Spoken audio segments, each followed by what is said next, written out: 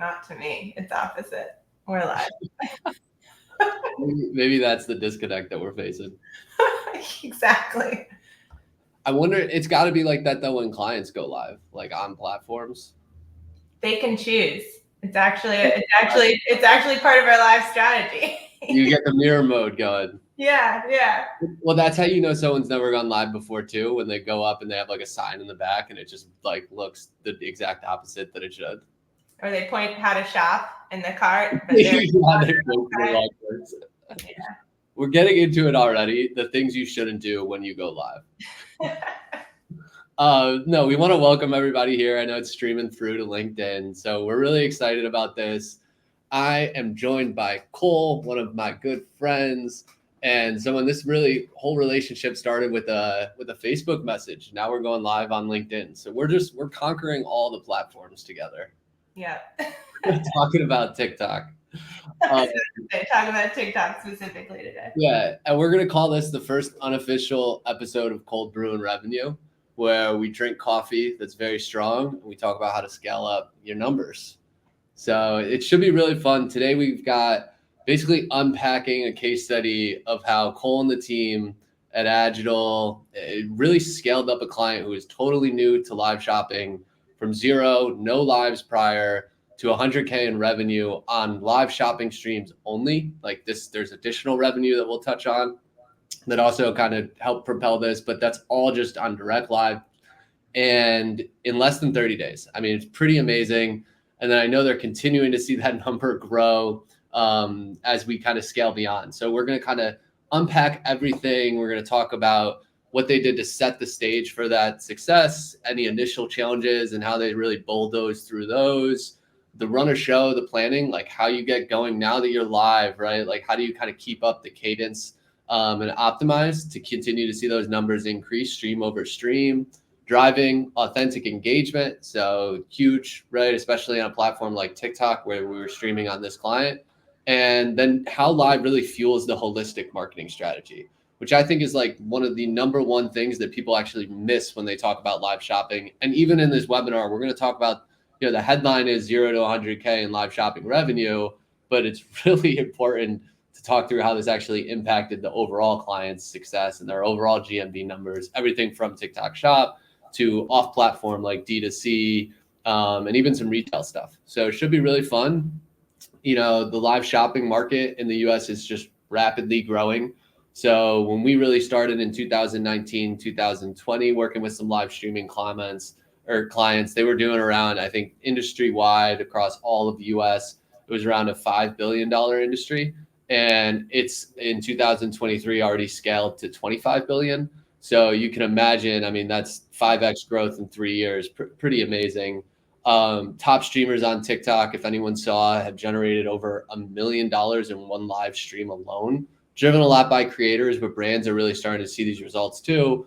Most recently, even in the past week, I saw PacSun did an 100K live. Microgreens did 125K and a live on TikTok. So just a ton of opportunity here for brands all around.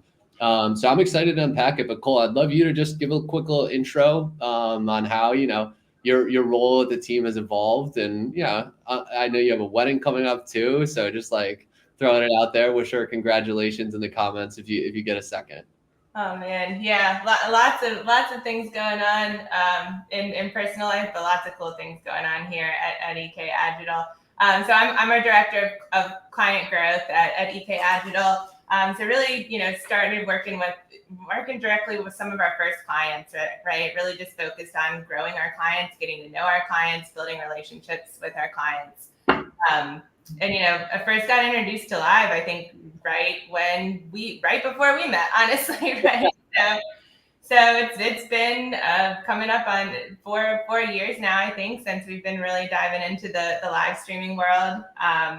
I think watching Comet sold boutique brands was kind of my first introduction to the live shopping world, but it was really cool for me because my experience before digital marketing was in the fashion world. It was on the wholesale side, wholesale selling to retailers who then had their own challenges of selling to their consumers, right? And so all of a sudden, I felt like it just happened overnight. Like we're seeing live streaming, and we're seeing these retailers be able to go directly to their customer base via a live stream. We kind of like bypassed and breezed by the e-commerce boom, right? But now we're going direct and selling live to their customers. So that was just, kind of mind blowing at the time. It was very, very cool to kind of start on the, I don't want to date the industry, but like on the very like beginning side of the product development and the wholesale and paper catalogs to now we're just picking up our phone, streaming live, selling our products, building relationships with customers. So I love that. I remember that stood out to me when we first started chatting about you coming onto the team. Was like, hey, we can teach you all the stuff that we're doing. Like I just was like, I know you have this whole set of knowledge that we're going to learn from. And if we can combine that, we're going to get the best of both worlds. And so that was awesome. Like, I remember just when we first chatted, I was like, oh my gosh, this is perfect. And it was cool. We were like kind of hacking the algorithms back in the day. Like, so for those of you who you kind of new to live, we were using it in 2020, really a lot with comments sold on Facebook and Meta. And we were taking these campaigns, we were adding website URLs to the lives that would live on the platforms afterwards. And then we would plug them back into conversion campaigns inside ads. And what we did was we were able to like grow the top of funnel awareness audiences so fast while telling the algorithms to go out there and find us people with really high purchase intent. And it really had this compounding effect. So there's really like kind of the initial strategy that we used to just scale the agency using live shopping. But it's definitely evolved since then. So yeah, I'd be curious to hear like why you think it works across different platforms, because, we're talking about how we started with Facebook and now we're talking about, case study on TikTok. Like, what do you think really the beauty of that live shopping experience is? I mean, live, the beauty of live in general, like, we're really like, we have this cool intersection of like combining commerce and combining entertainment and authentic relationship building.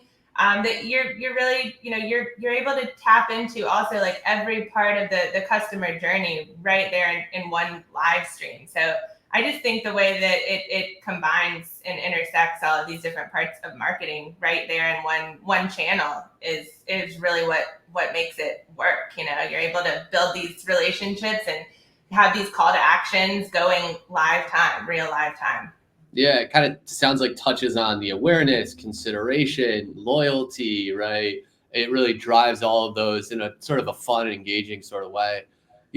TikTok though is obviously unique. It's in and of itself definitely its own beast, right? And each platform's got its own little flavors.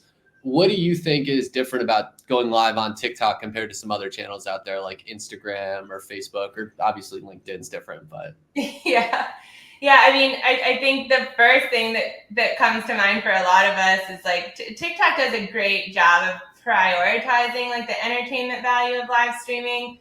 I think they do. They throw a lot of tools at us to really help us build those authentic connections with our audience at the end of the day. But kind of going back to like our early strategies working with live, what TikTok really picked up on is and does differently is the ability to expose you to new users while you're on the live stream, right? There's a revolving door of new users, and so it's really helping us to tap into that brand awareness and top of funnel objective on live streaming, which other channels aren't really doing right now. Yeah, that's a great call out. When we talk about the full funnel, if you're going live on your brand.com or if you're going live on Instagram, your followers are going to see it. People who are visiting your website are going to see it. You're going to touch on those other aspects. But you might not get that awareness that you get from TikTok, which is such a discovery first platform. Yeah, absolutely. Okay, cool. That's great. And they're definitely bringing in these bells and whistles that they see, I think, work in other markets too. And that's, I think, partly how they've been able to grow TikTok Shop so quickly is because they see this. I think in Asia, it's somewhere around 17% of all e-commerce revenue is driven by live streaming. So, they're able to kind of bring in these different things, obviously tweak them for the US market, but then give us a lot more tools that we can leverage, levers to pull and test it out. So that's awesome. Yeah. But let's dive into the case study. I know that's why everyone's here. And shout out to Sophie and James for wishing you the congratulations on the wedding. But give us the rundown. Like, this client came on board. I remember this because I was on paternity leave. So I was kind of like in and out looking at things, but not really. Client comes on board. What were the first moves you started making? Like with the onboarding, just kind of talk us through that initial setting of the stage and, before you actually go live, how you went about rolling the client out. Yeah. I think there's two super important things that we're tackling with every new live streaming rollout first. And the first one is like, let's align on the timeline and rollout process. And I know that sounds super basic, but I also think it's one of the reasons too why people are shying away from live a little bit. There's a lot of details between, having that initial conversation, in our case, an onboarding with a client, and our first live stream.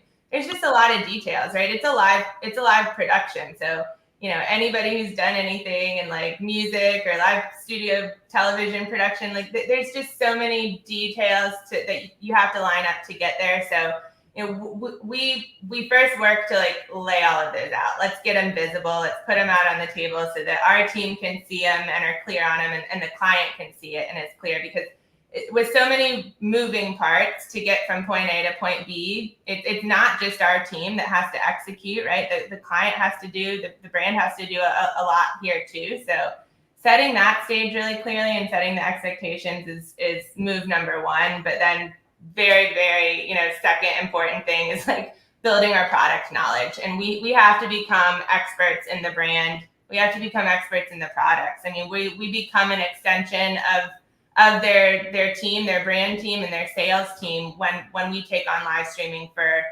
a client. So, inundating that brand knowledge across our full team is where we spend the majority of, our first steps and the majority of that initial time in rollout, right?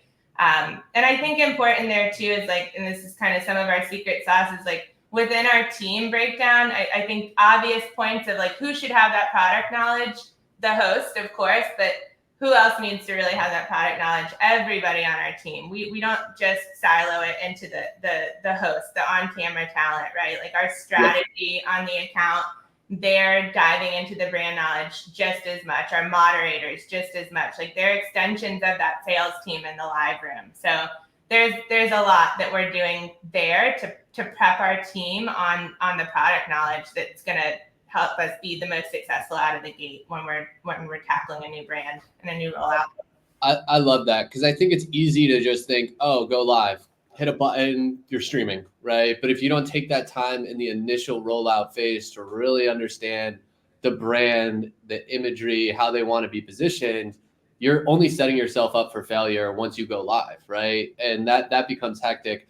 And then also you touched on the whole team aspect of it. Like you see the talent because they're front and center, but making sure the moderators understand the brand maybe even more than the hosts, right? Because they're the ones, like, they are really like driving a lot of sales and activity in real time too. The people coming up with these runs of shows, we call them live strategists, right? Yeah. They're developing the programming. And then obviously the team that's dealing directly with the client really create this pod. And if they're all locked in on the brand, they're just going to be able to share ideas much faster and implement much quicker on the go, I think.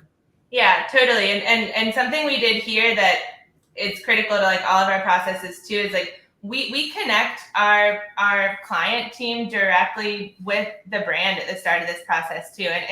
And not just the brand always too. Like we're hitting our product knowledge and our research from all angles, right? Like for this particular case study, one of the most critical parts of building up that brand knowledge, because we had to do it fast, which I know we'll talk about in here in a second too, was connecting with one of their star creators. That was like key to this particular case study, and it's just so it's so good to just be able to hear how different people within the brand's internal structure speak about the products and the brand, right? And that's a huge part of live too. It's like everybody has to bring their own unique flair. So we connect our host team, our strategy team, and our moderator directly with the brand from this initial process to get that kind of firsthand language and narrative about who they are, right? Like who's better to help, start us in the education process than the brand and the brand ambassadors themselves.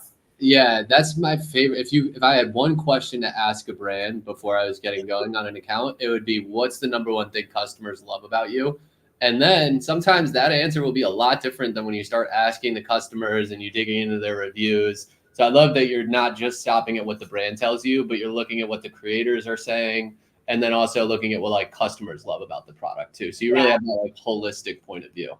Totally. Our research for this particular case study, we had to go after every place of information we could. We were watching affiliate creator videos. Like I said, we were talking directly to one of the star creators. We were on the website, and we were building our own resources from there too, right? Like that's important as well. Like, how do you take all of that information and like make it digestible for our team to go in and immediately start selling from the brand's point of view? So we spent a lot of time in that place to kick off this rollout, making sure that we knew the products we were selling and up and down, backwards, forwards. Awesome. Well, I think it definitely showed, and then you earn trust so that when you start pitching the client on new ideas and new positioning, they're much more receptive to it.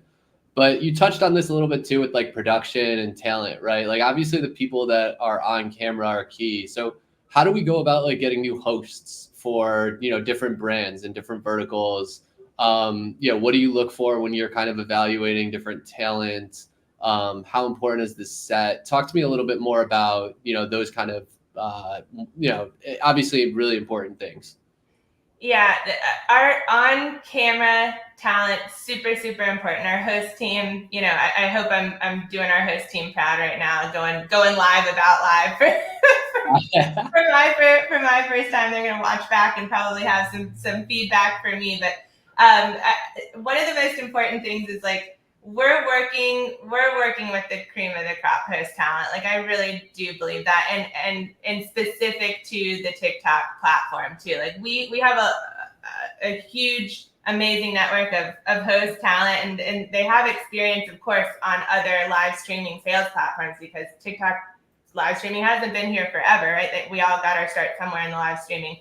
But bringing on hosts that are familiar with TikTok is a huge pivotal move here, right? Like being able to know and feel comfortable with the different levers to pull inside the TikTok live streaming room, and what makes TikTok different is really makes a difference when you're talking about hosting in the live streaming room.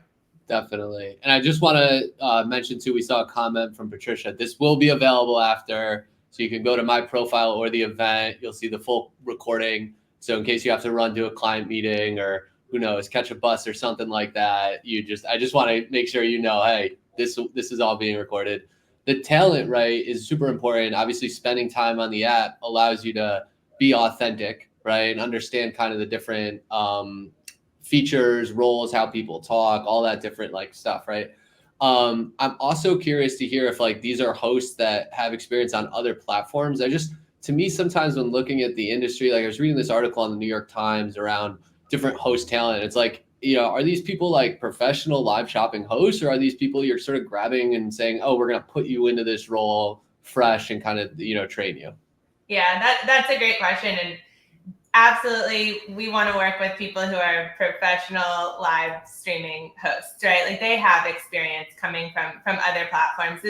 I think that is a big mistake people make too when kind of approaching live streaming for the first time.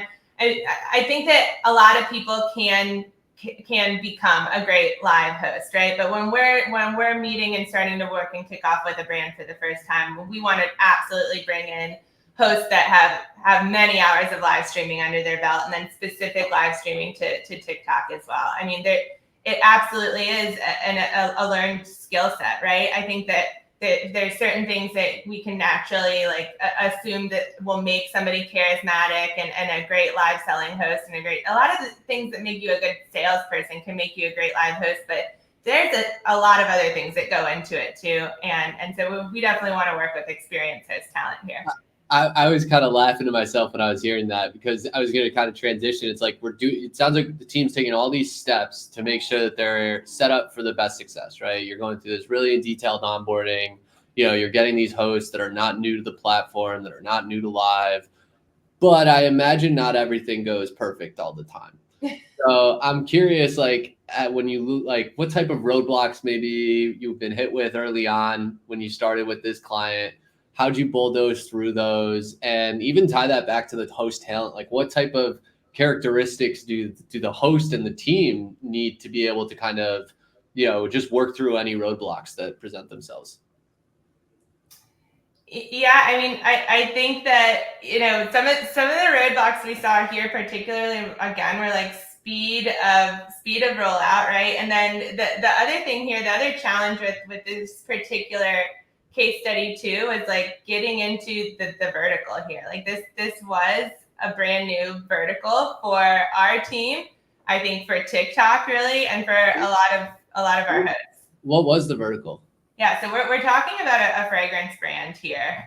So we are selling smells in a live streaming room. Okay, so I think that speaks for itself right there, right? Like how we've all gone to the where do we go to buy our fragrances? I think in our mind we all jump immediately to the mall fragrance counter or The spritz. yeah. Those symbols, yeah. It's on the white stick here, right? Exactly. So I mean, I think that was one of the biggest challenges that we encountered with with talking to our, going to our host team and saying, hey, we have a brand new vertical. What is it? Fragrance. Oh, you want me to sell fragrance from a digital live streaming remote set, right? So that absolutely posed some challenges for us early on. But again, where does it go back to? That product knowledge, right? And then an experienced host. So, being able to describe a smell, that's a skill set in itself. We had to read, of course, lean back on all of our best practices, our best selling practices, and what makes all of our hosts team great hosts and moderators, etc. But we did have to retrain our brains a little bit here on how do we sell smells in the most compelling way? How do we describe smells? How do we get really creative to be able to connect with people and get them to experience these fragrances from behind a screen?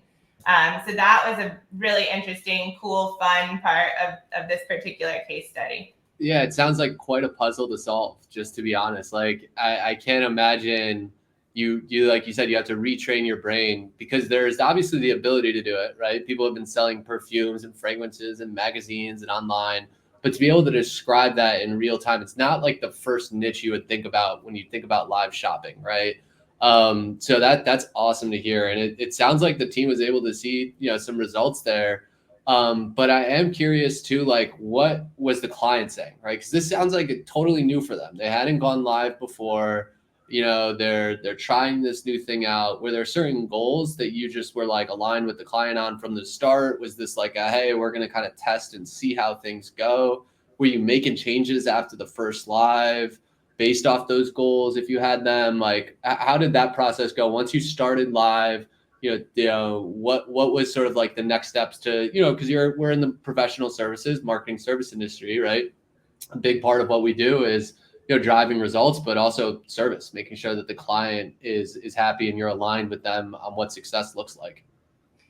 Yeah, I think this kind of I'll speak to this individual case study, but I also think we see this more often than not when kind of initiating our relationship with a client on live streaming. Everybody has, and honestly across all marketing services, I think it's really easy to come to the table from the brand side with, a priority focus on GMV, on revenue, right? Everybody has that idea of like, here's the top level goal of what I want to do in this 30 days, what I want to do in 90 days, opening up this new channel. So, I mean, that's where the conversation, 95% of the time initially starts. I want to focus on revenue. I want to focus on GMV, and here's that number. Us as an agency, it's baked into our culture. We're under promising, over delivering, right? So we want to start, of course, like aligning with the brand on like, okay, there's more to live here than just GMV. Of course, we want to go after GMV, but like, again, getting back to that understanding, I know we'll dig into this a little bit later here, but like, we're very confident in Live's ability to show an overall holistic lift, build awareness, build community.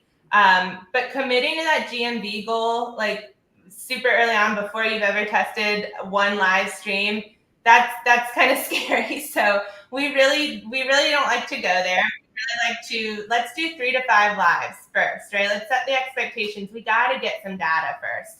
And then I think we're able to start to see some of these initial, the KPIs come in and start to look at some of the averages from those initial 3 to 5 live sessions, 3 on the very small end, and getting a week or even 2 weeks into it to start to establish some averages. Then it's easier to back into, okay, what do we need to benchmark each one of our lives to back into that, the bigger GMV goal, that 30-day GMV goal or 90-day GMV goal. So when talking with the client about, hey, what's going to make you happy here and how are we going to tackle goals and our growth journey, we really pull all expectations off the table until we get that data rolling in and we're able to look at it. I think that's so smart, because it's like if you were to launch a brand new ad campaign, it's like you can talk to what you've seen on other accounts, but you don't want to go out there and start making promises based off no data. And then you also don't want to make changes based off of one live, right? Like if you launch a new ad account and you go in and after 24 hours, you start turning things on and off. I mean, it's crazy. It's going to cause you way more anxiety and panic, and it's going to hurt your ability to get results. You need to look at the trends. And so that's why I love this idea of, hey, let's give it 3 to 5 lives. And then, we obviously want to drive GMV. We know you need to see that return, but let's see what the metrics and the data says. And then, develop some actionable, attainable goals, right?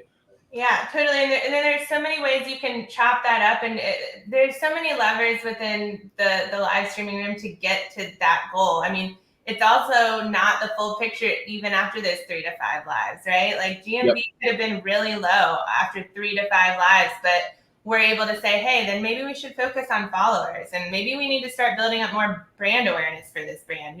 Not so much particular in this case study, but it's super, super important to see where the data falls, and you're able to take a step back and figure out which side of the KPIs do you need to lean into to get the brand to that GMV goal. Right. Like, okay, there's certain metrics you're looking at, but are people adding items to cart? What's the enter room rate? Are they converting on the lives to figure it out? It's like kind of like a funnel again. Like, are they clicking on the ad? Are they clicking into the live? How long are they staying on the live? Are we getting them commenting, following? It's actually Angelina has a question for us right now that I think you kind of touched on a little bit. And I know there's a lot of moving parts here. So I almost maybe want to frame this in 2 questions. She asked, did the amount of followers prior to live, right, play a role in deciding when to go live? So it sounds like, are you looking for like a certain benchmark? Hey, you need to have 10,000 followers before you start going live? Or do you think it can kind of, be something that actually helps drive your follower count and actually help you get those higher numbers? Yeah. I mean, that's a great question. I think that in my mind, there's no prerequisite like follower count. It just changes the way that you approach the bigger goal. And I think this is going to tie us maybe a bit earlier in our run of show, but into some of the holistic parts of what makes live streaming so beneficial too, because you can connect into so many other channels on TikTok to help drive the particular KPI that you might be lacking. So having a low follower count does not, shy our team away from a brand being a great brand to start live streaming.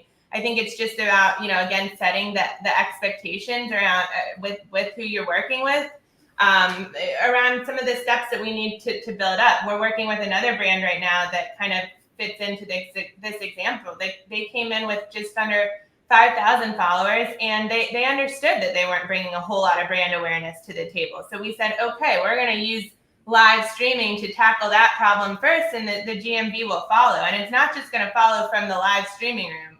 We'll talk about this more later. It's going to follow from other channels on TikTok as well. Let's tackle the follower problem then. If you have a low follower count, let's use that as our highlight KPI, and let's bring that to our audience in the live room too, and incentivize everybody around building up the following count inside the live room. I love that. And then you're going to have really loyal followers because they're going to have engaged with you. They're going to know you. So it sounds like the answer there is, hey, you don't need a certain amount of followers to start going live. This is actually going live is going to help you grow your following much faster. You just need to understand if you have a low follower account, maybe you're not expecting GMV numbers to really start hitting high metrics until, you get to a certain benchmark. Yeah. I think that too, just like on my end, TikTok as well, because it's so discovery focused, is a much better channel for driving these new followers than maybe others. And it kind of reminds me of like, hey, if you had a retail store and like you're not seeing foot traffic, right?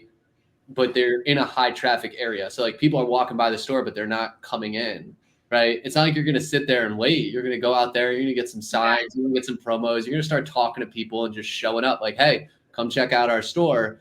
And I think that's kind of what you're doing when you go live and you have a low following account, because people are on TikTok, right? It's not like people are not on TikTok. They're on TikTok, and live is a way that you can really get in front of them instead of getting stuck in that like 200 view jail that you might be in on a new account or a low following account. Yeah. And I want to say too, like, you have to go after those followers. Like, yes, TikTok is going to bring those viewers to you, right? But like, they're going to come in and they can revolve right out. Like, highlight that as a KPI, incentivize people to follow. Like on this other account that I was just referencing that started at a lower follower.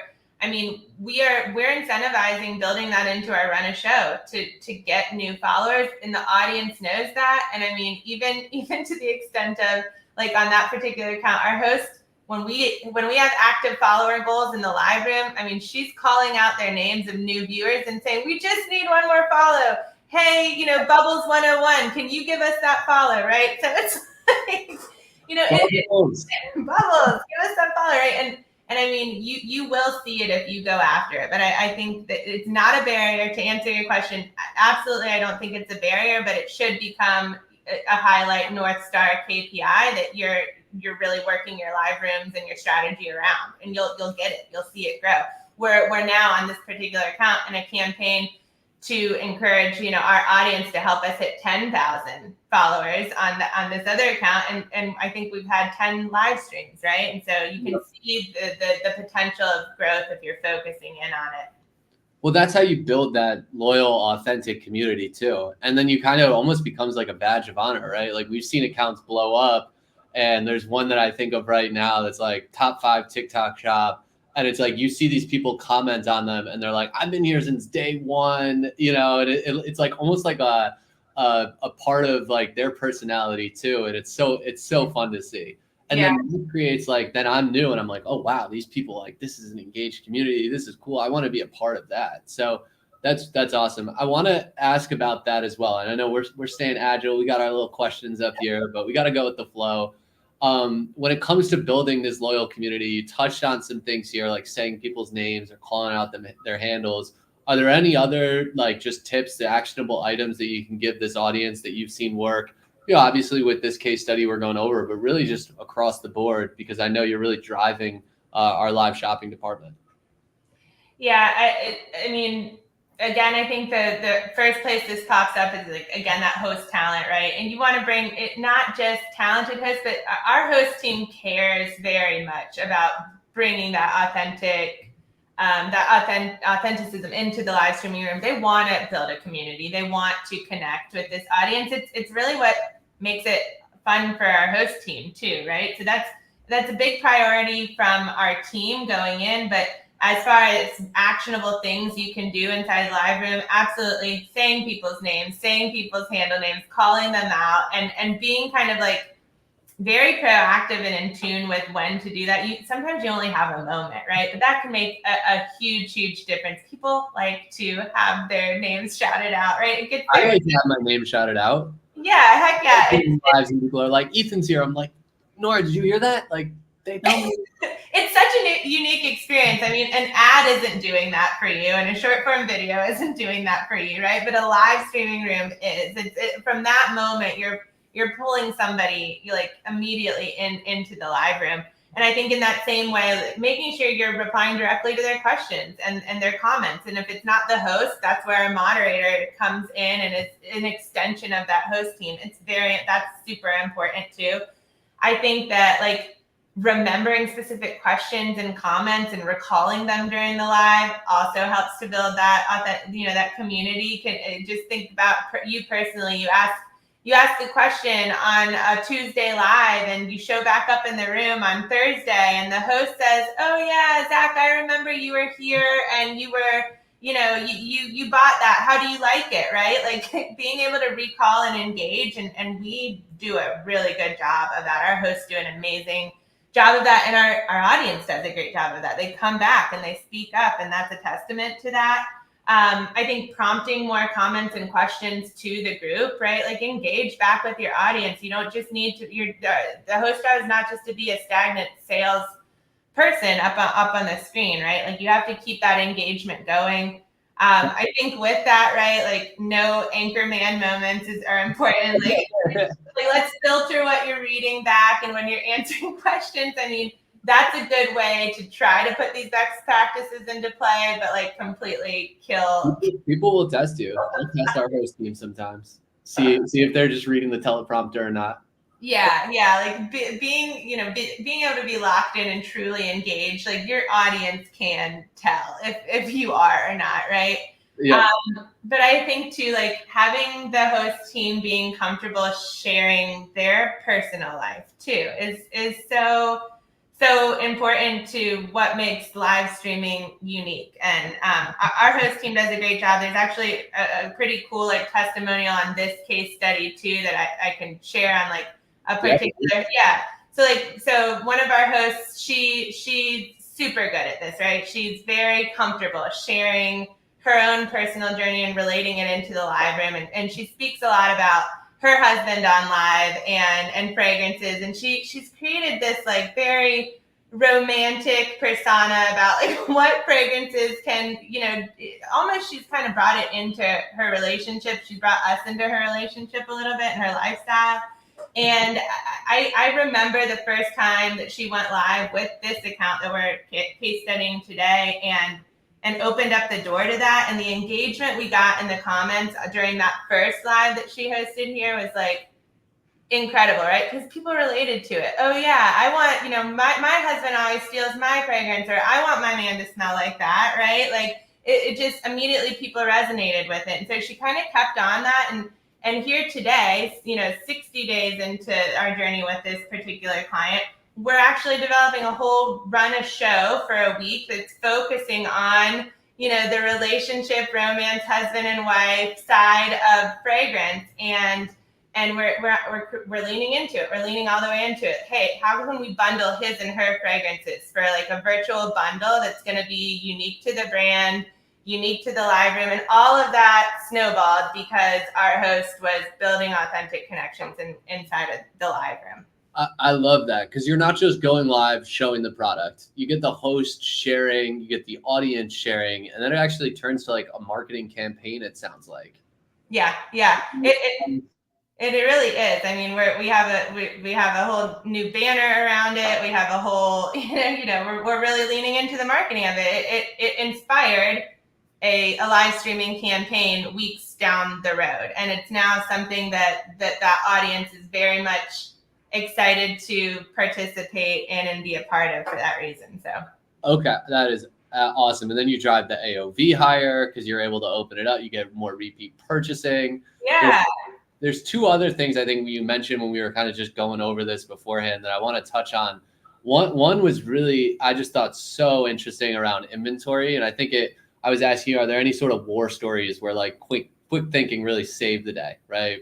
And you mentioned there was one that I think came to mind specifically around, there was one scent that I think maybe got restocked during the middle of a live. Can you just talk me through that? And then, how maybe that one scenario has led to a little bit more change or different types of runs of show and kind of pre-planning? Yeah. So again, like this initially, I think came from paying attention to the comments, paying attention to what how the audience is engaging with us. And we started to see a particular fragrance being asked for in the comments. Like people were stopping in the live room and they really wanted to know about this one particular fragrance. And we had other bestsellers that were just flying off the shelf, but it was enough to get our attention, right? And so we were kind of like trying to come up with a strategy around, could we restock this, yada, yada. But take us 2 days later, we're in a live streaming room. Of course, people are still asking for that fragrance, and side conversation up, in the chat, and the brand comes in and says, "Hey, we just got this restocked, like now, okay?" And we're mid live.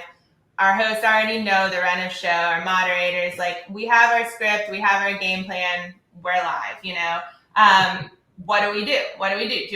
Do we know that people want it? We know we have the ability to add it. And so I think those are some of the fun moments in live where, the run of show is that guideline. We don't go into a live without a plan, right? But we also, it's live production. It's being in a band, it's being on TV, right? You have to be able to kind of gel in the moment. And so we went ahead and we launched it. We launched it live.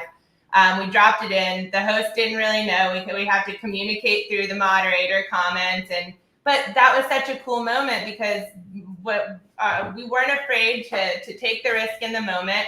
We knew the audience was engaged. We saw that authentic surprise on the host's face too, which kind of just fueled the fire even more. And we ended up selling out of that product minutes after we launched it, from a split decision inside of the live room. And from there, we were able to, take that into more of a strategy format for future run of shows, where it's like, hey, we don't always have to limit our levers that we're pulling to discounting and promos, but like, hey, you can use your actual inventory to drive excitement and build excitement.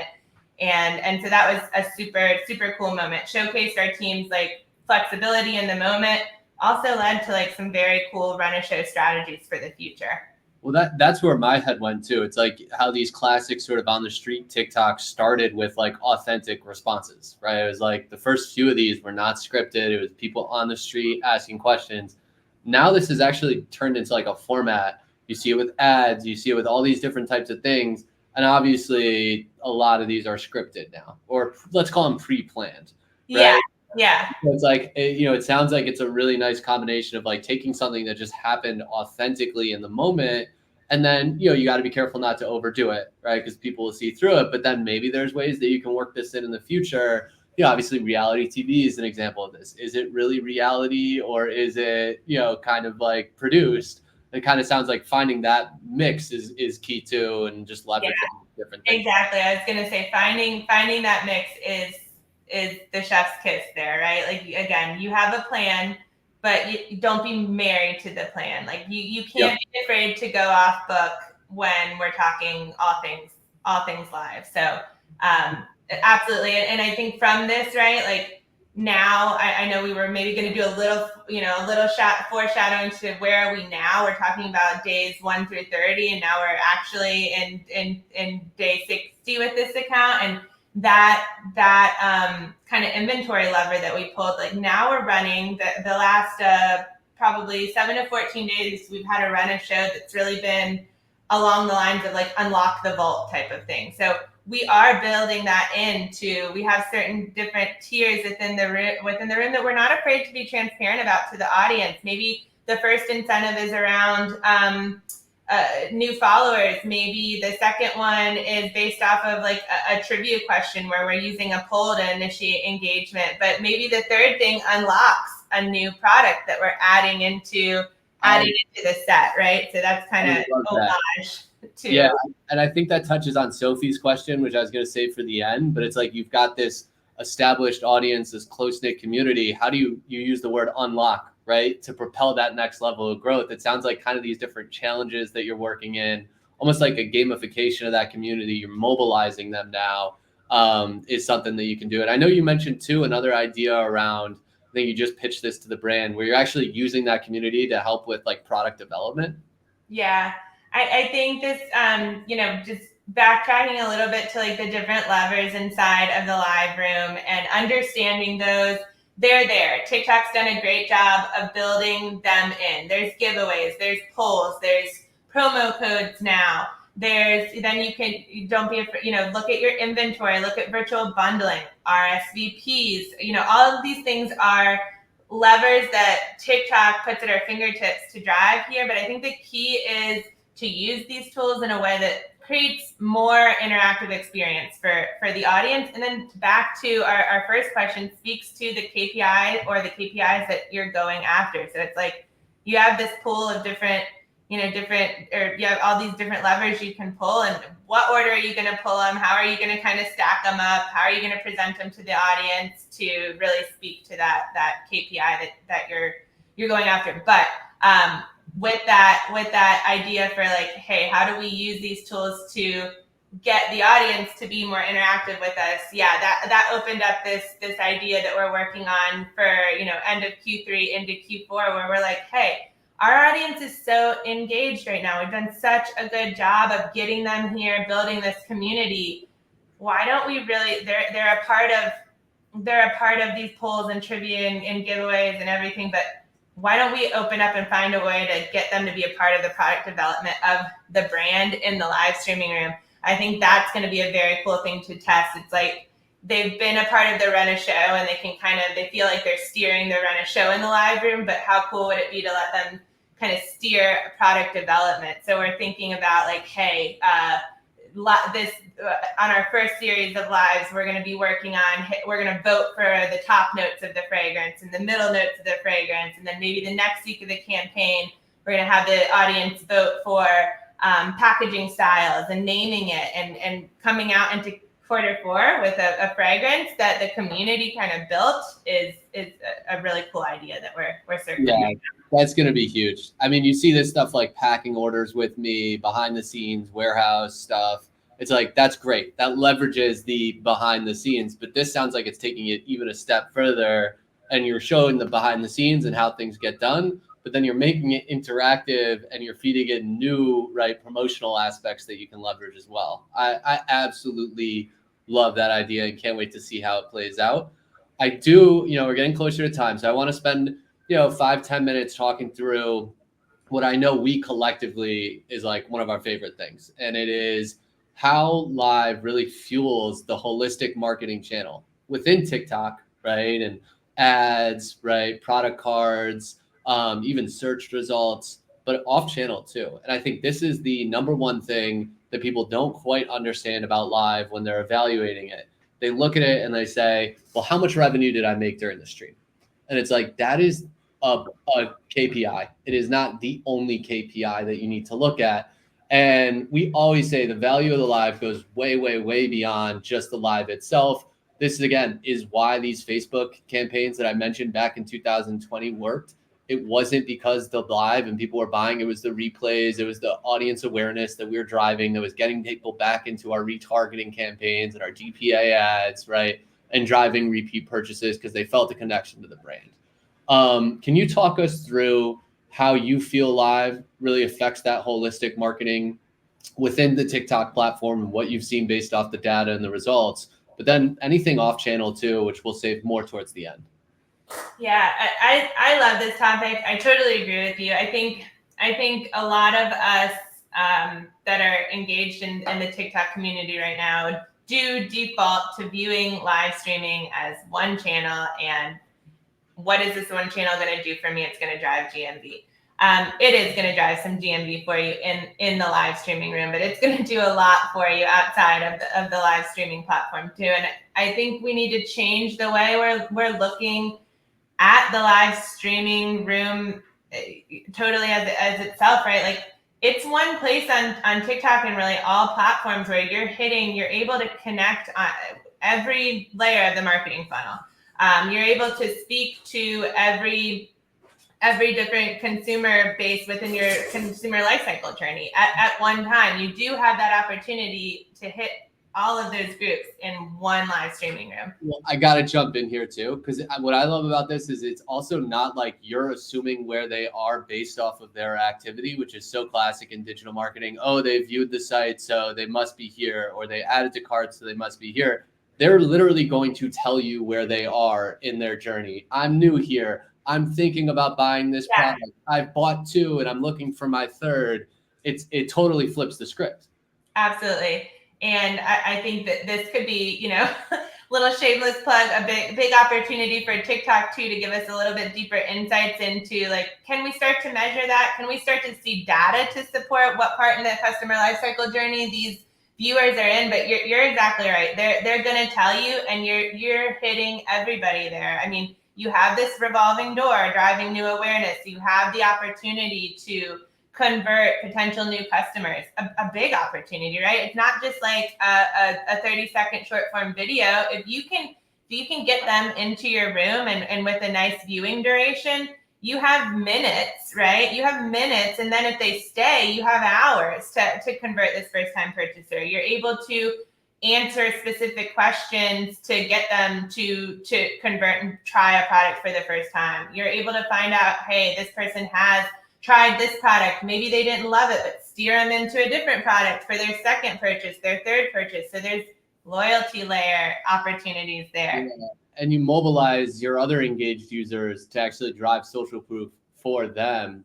Sure. And I'm going to go a little off script here too, because I know we're getting closer to time. I can push my next call. So I don't know if you can go a little bit over, but I would love to. And I want to encourage everyone. I see some really great questions in here. We're going to get to them, so hang on with us. And if you have other questions, drop them in, assuming Cole can stay on with us a little bit longer. We want to make sure we get to all of that. But so it doesn't sound like you can directly measure everything. Like you see new followers, right? You can obviously see GMV, some first-time purchaser data. Are there other like correlations you look for? And if so, what are those? Like I know we've talked about product cards, ads performance. I know when I go onto TikTok and I search for a product in the shop tab, if a client is live, that's the first thing that I see, right? And you see this on Instagram too. You open up your stories, the people you follow that are live, even if you haven't looked at their story in a year, they're going to be the first thing you see. Like, I'm curious how you see the platforms prioritize this stuff, but then correlations really spikes in GMV, spikes in product cards, ads results, like how this all kind of fuels those other marketing aspects of TikTok shop. And yeah, absolutely. You hit on one point that are there super on point with like the search volume is going to increase with live streaming. But one of the biggest things I see right now is for everyone who's seen a hot product in TikTok or somewhere on the platform, driving product clicks is the reason behind that. And hot products can show up, everywhere across the channel on TikTok, but we have a huge opportunity to really control get more of those products to hit the hot products list by driving product clicks within a live streaming room. So, a lot of the times what I think, we're missing is that when you do see hot products linked on a short form video or, when you're searching, right, it's coming from a live streaming room a lot of the times. And we're able to drive product clicks towards, a certain grouping of products. That's not just going to show up in your live room. Of course, that has benefits when we get enough product clicks to show it as a hot product to everyone in our live room. But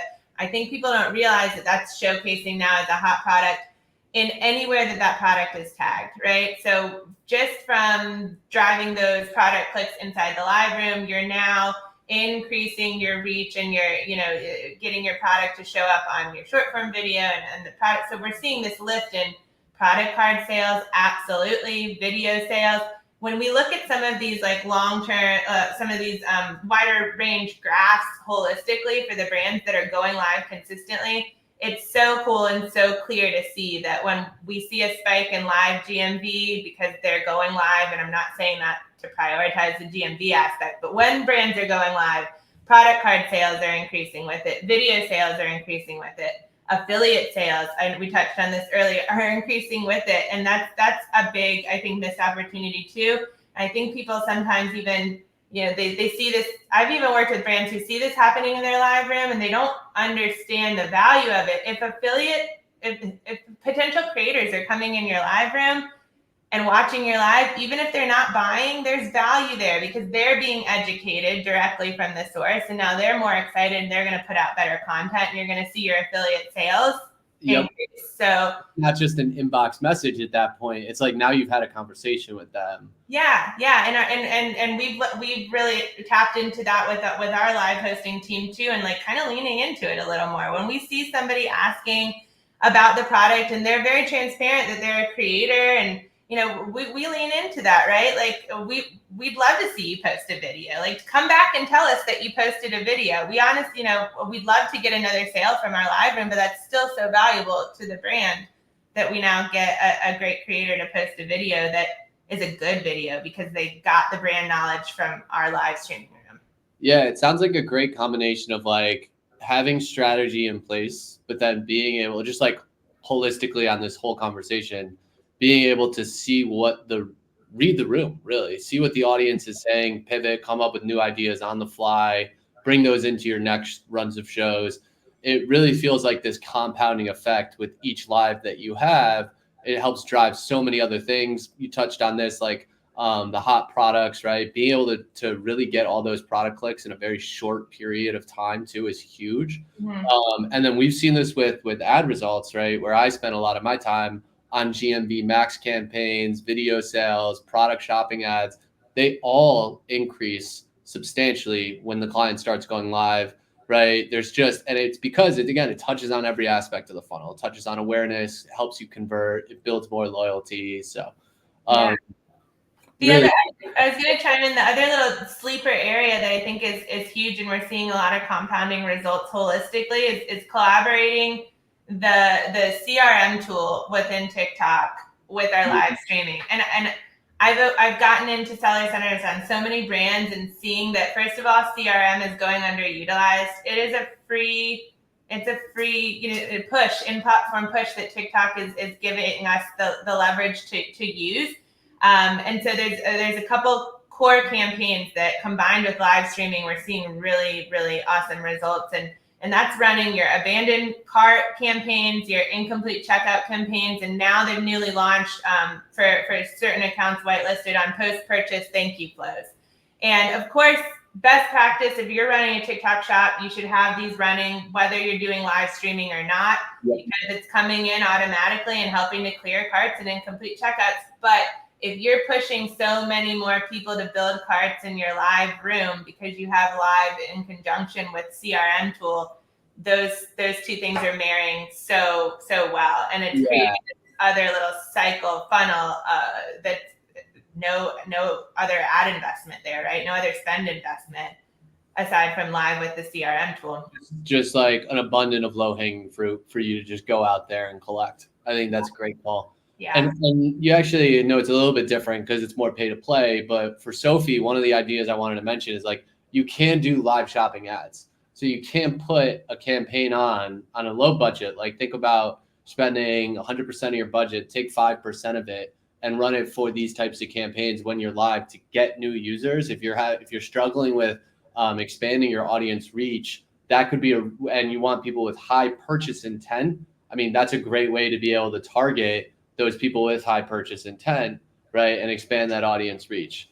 And then I just want to touch on a few of these questions. So like, how do you decide how long to go live for? I definitely have some thoughts on this. Do those times change overnight? Change overnight. I'm slipping in my thoughts. Do those times change over time? Like just kind of touch on that for us. Kristen asked that. Yeah, Kristen. Super relevant to this case study right now, actually, and it's something that it's been forefront of our strategy for the last 2 weeks, more than ever, I think. So overall best practice, I like to start brands between 2 to 3 hours, right? Like when we're backing up to the beginning of this conversation, when we're first starting going live, if you're new to live streaming and we're in that 3 to 5 streaming test range, we're gathering like 2 to 3 hours is a sweet spot. You have enough time to present your products, engage with your community, right? Like we want it to be more than an hour, absolutely. And I found that 3 hours is of course we can't prove this, but there is the TikTok algorithm likes that too, right? The more product clicks you're driving, the more engagement you're getting. Of course, you can do that more in a longer period of time. How is it 3 hours? I might have to use the bathroom. I know, it's tough. The hosts are definitely, I don't know how they do it actually, because they are always sipping water. They're always sipping water on their lives too. So that's a good point. But but one of the things that when we're looking at, do we continue with 2 hour lives? Do we continue with 3 hour lives? Something we just started implementing is what we're calling like stretch lives. And again, it's kind of along the terms of going in with a game plan, but staying flexible. We're now to the point where we have a lot of data on where our GMV per hour is kind of coming in on, right? And now we have goals around GMV per hour. And we were starting to see a little bit of a plateau going into our second month on this particular account, GMV per hour. So we optimized some other things to get that up. And now we're to a point where we plan a 2 hour show or we plan a 3 hour show.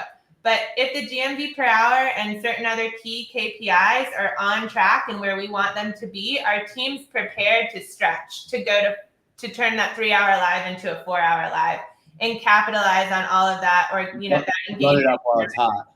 Yep, exactly. So I think that's another thing where you want to maintain some flexibility, and you want to always be able to refer back to the data to help drive some of those decisions. There's not like a magic live time or hour for that I could stick to every single brand right now. But yeah, and there's pros and cons, right? You go live during the day, there's less people live, so there's more opportunity in theory to reach more audiences because there's less content on the platform. You go live at night, maybe there's more people active on the platform, but there's also more competition.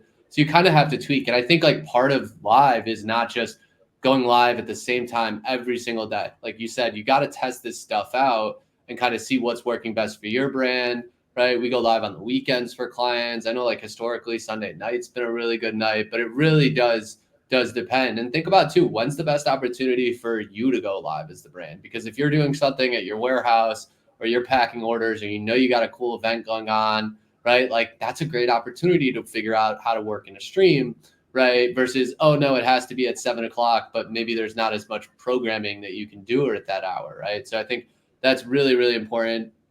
I tend to believe the first 5 minutes of the live are super, super crucial in determining on sort of what level of plateau TikTok viewers are going to fall into.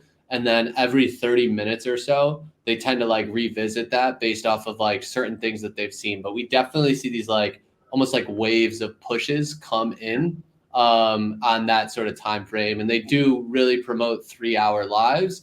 But I don't know if it makes sense to do 3 hour and 5 minutes because really at the end, you're just, kind of like hopping off.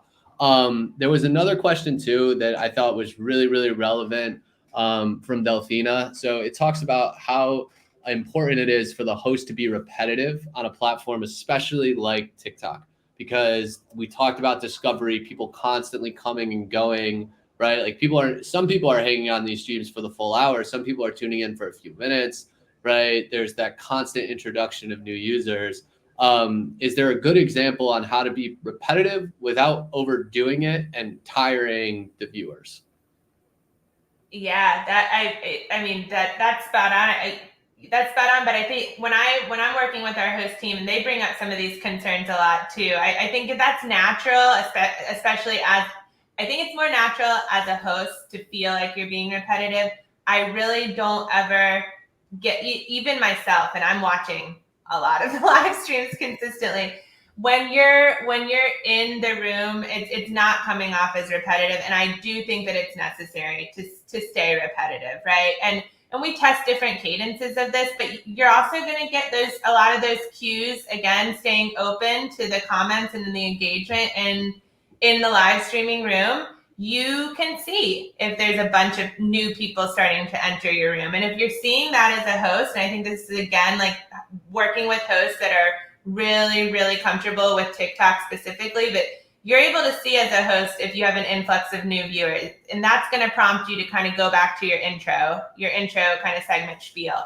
And you're able to see if you're getting a lot of questions and you have some people who have been hanging in there for longer. And if you're getting a lot of those types of engagements, you can probably, go a little bit longer of a period of time without touching on some of those repetitive things. But like best practice is you do want to recall who you are, who the brand is, why you're here, how to shop. How to shop is a really, really big one, right? And I think that's really...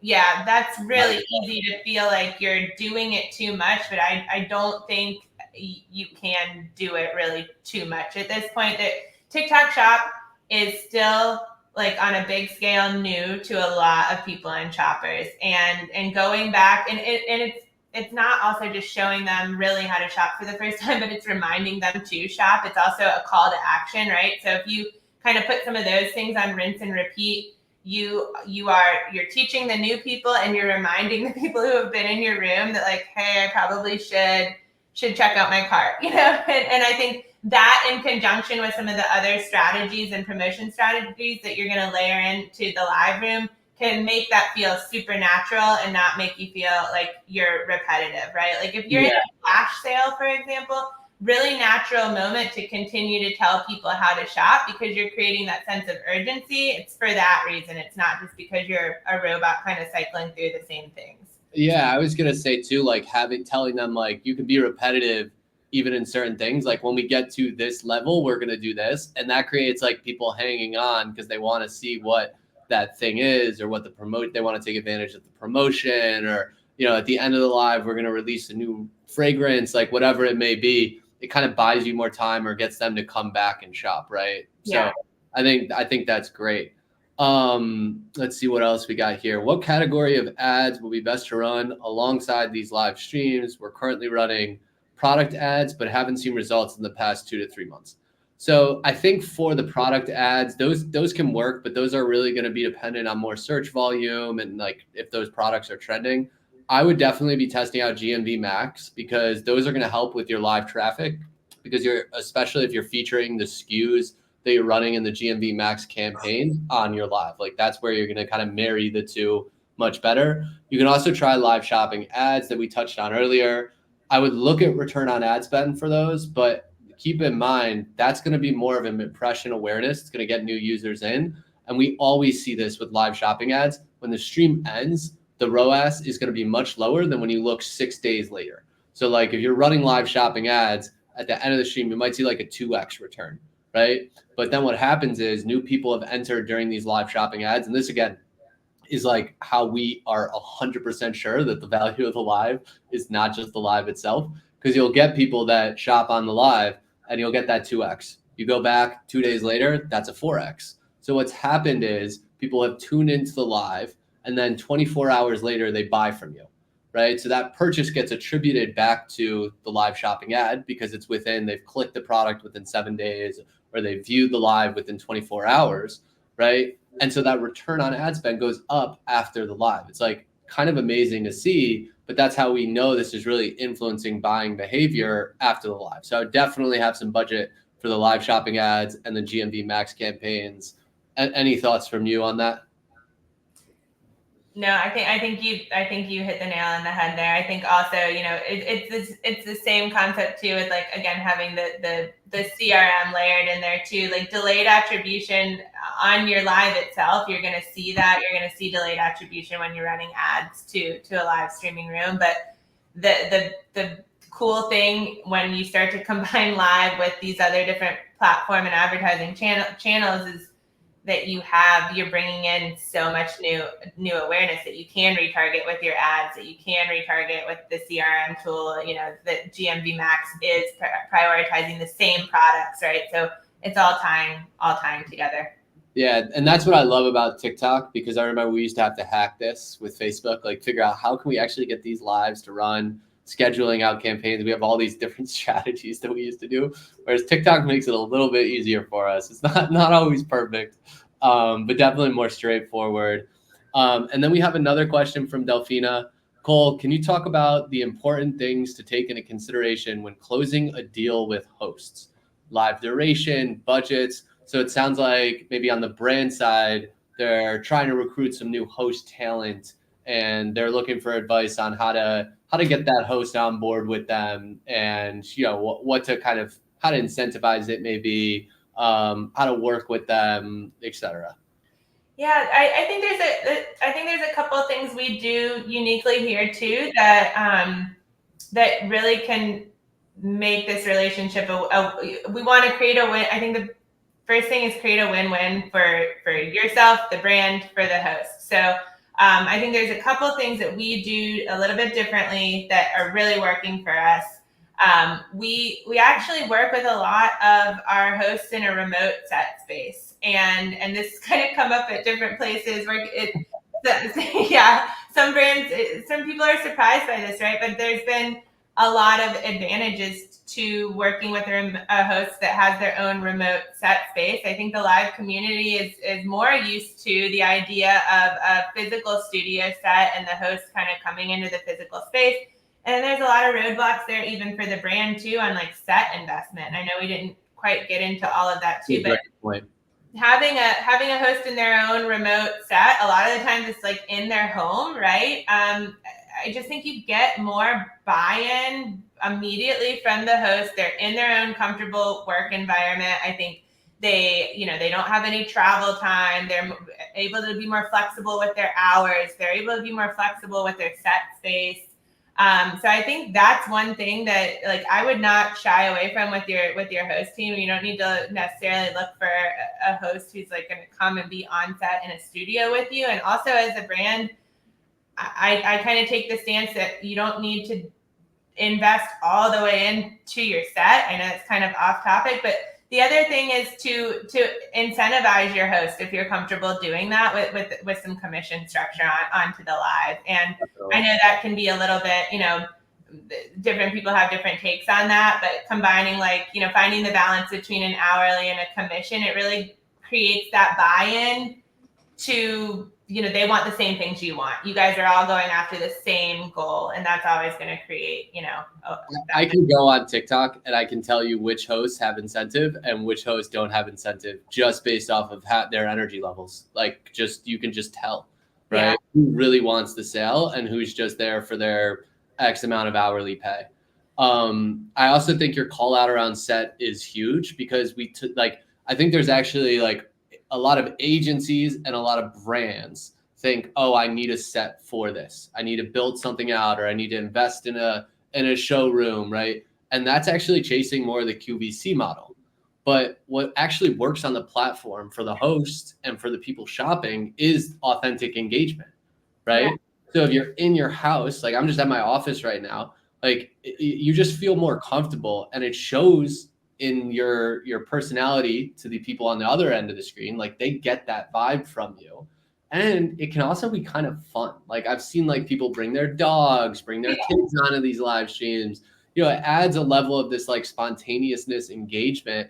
And I also think it makes you feel like you're just hanging out with the host while they get ready, or while they try on some outfits, or while they test perfumes, versus when they're at this really professional, over the top studio set. It makes you feel like you're being sold. Yeah, right? Totally. Absolutely. I think that, you like a good metaphor, a good restaurant metaphor too. Like we're speaking with the set space particular, like it comes down to the food, right? We've all gone to like a hole in the wall restaurant and eaten the best food in our life. And we've all gone to a super posh restaurant and it was kind of like subpar. So when I get asked about like, does the set make such a huge difference here? Like I think again about finding balance, and the food's got to be good, right? Like people are coming there to yeah. Yeah, like a nice set does not make a good live. A good live can go on with a bad set, but a good live with a good set is a really nice marriage. I think we're not trying to say that the set doesn't matter here at all, but you also want flexibility. Like I think like that's key too. You want to be able to like have different areas of almost like a house that you can feature, like a bedroom, a bathroom, a kitchen, all these different things. And it's hard to get that at a studio space. I also think when you talk about brand, right, because there's obviously people on here working for more of the brand side, we've utilized these tools that I feel like are kind of under the radar with TikTok specifically, where you can kind of overlay, you can create some cool stuff to give it a nice branded feel without having to build it out all on the like behind the like in real life. Yeah. We really focus on, of course we touch on, we work with a lot of remote host set spaces. They're comfortable in their environment. We like to keep it clean so that it's not distracting. We want the focus to be on the host and the product. We want the product to be showcased really well. So those are the types of things that we like to invest in first, right? If a host needs like something to showcase the product better in their set space, like those are where we want to make the investments. On the branding side, TikTok has given us some great tools to leverage, like digital billboards almost, right? And it started out as a billboard that was a little bit clunkier inside of the app. Now they updated kind of the green screen feature where you're able to bring in like a transparent background that stays in one place. I don't know if anyone kind of has had this experience, but before with the billboards, you had to kind of shrinky dink and make it fit and everything. It was a little clunky, but now we have this great, with the green screen effects within the app. Same thing that we're doing on short form video. You can bring it to your live, so we're able to bring that branded signage, right? You don't need to buy a sign or invest in like a bunch of branded elements. You can bring that part in digitally. I think it's kind of cool. It speaks to like some of the native features on TikTok, and then keep the rest of your set clean, keep it focused on the product, focus on the host, and give them an environment that they're comfortable in and they can bring their authentic selves out. Definitely. And then they can stay focused on the comments, all those different things. One other note on this, it is nice when they have like some sort of screen behind them so that they can also like read comments while staring at the camera, right? Totally. So it's kind of like flowing in from that for them. And then also making sure they have either a phone or even iPads, because that is really crucial, being able to show people on the other end of the screen how to actually check out on TikTok Shop specifically. Yeah, that's a huge point. That setup we are pretty particular with. Exactly. We want to check off those certain boxes. We want them to be able to showcase different features, again, show how to shop. Lighting has to be right. Those kind of basics, absolutely. But you can get that without over investing into your studio set space, right? Yeah, and especially as you're first starting off, right? Like you don't need to go out and invest all this money into a studio when you haven't even gone live yet. So Yeah. I think that's a great call out. And it allows you to be a little bit more flexible in the talent that you bring on. I know that's for me where I was like, well, I don't want to be, as we build this team, like we have studios and set spaces in multiple cities, but I don't want to be pigeonholed by that. Like if I have a great host and they're in Ohio, I want to be able to work with that great host, because I believe that the host, right, with the experience, with the drive, the incentives aligned in Ohio from their house is going to drive more GMV than an inexperienced host without the right incentives at a really nice studio set somewhere in a big city like New York or LA. Totally. So, all right. Well, I think we're getting close to the end here. This has been super, super fun. Definitely want to do more of these. So really appreciate everybody tuning in. If you have other questions, we'll monitor the post and make sure we respond to those. Cole, you're awesome. I can't wait to celebrate with you and hang out a little bit more in person. We're going to be live streaming the whole wedding. Just kidding. But really, thank you for jumping on. I know you're super busy. I know you're crushing live streams left and right for the team. And I just love getting these pings from you all hours of the day. Like, hey, we're going to do this. Hey, we're going to do that. Because it shows like you just have to stay on your feet. It's a new vertical for a lot of people. And it's about reading the audience, making changes, adapting, right? Under promising, over delivering. And we wish everybody the best of luck with their lives. Hopefully you got some actionable insights that you can take and test some things out. And if you do have, thoughts or comments or just like any questions for the team, you can connect with us on LinkedIn and we're happy to help. But best luck streaming out there, everybody. Absolutely. Thanks, guys. I appreciate the time. All right. Talk soon. Bye.